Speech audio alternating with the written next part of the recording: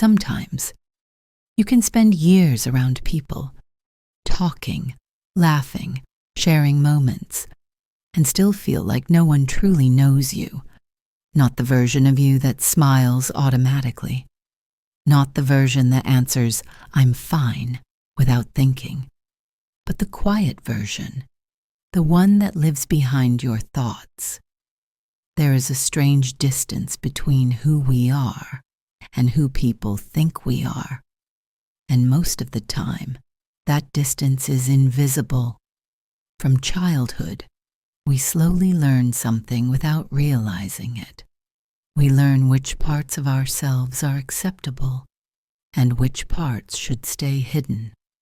Maybe you learned that showing sadness makes people uncomfortable. Maybe you notice that being honest about your fears makes you look weak. Maybe you realize that people prefer the easy version of you, the simple one, the predictable one. So, without noticing, you start editing yourself. You soften your opinions. You hide your doubts. You laugh when something doesn't feel funny, just to keep connections alive. And over time, something strange happens. People begin to love the version of you that feels safest to show, but not the version that feels most real.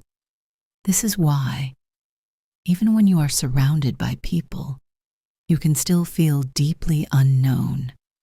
Psychologists sometimes describe this as emotional self-protection.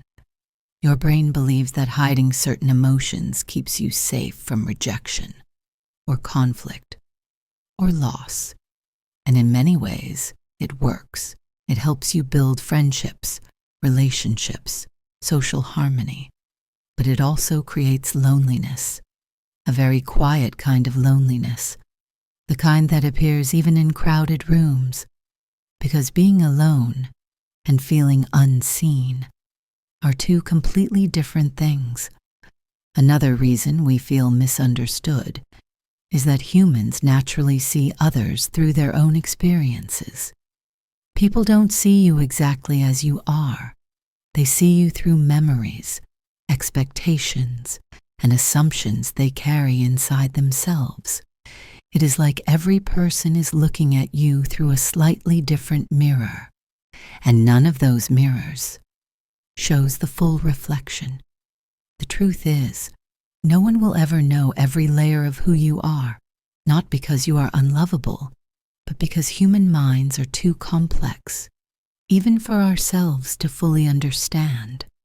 Sometimes, the person who knows you the least might even be you, because we spend so much time trying to become who we think we should be, that we forget to explore who we already are. Maybe the goal was never to be completely understood by others. Maybe the goal is to slowly become honest enough with yourself that being misunderstood feels less frightening. And maybe the moment you stop trying to be perfectly understood is the moment you finally start feeling real. So here is something to think about. Do you hide parts of yourself to be accepted? Or do you hide them because you're still trying to accept them yourself?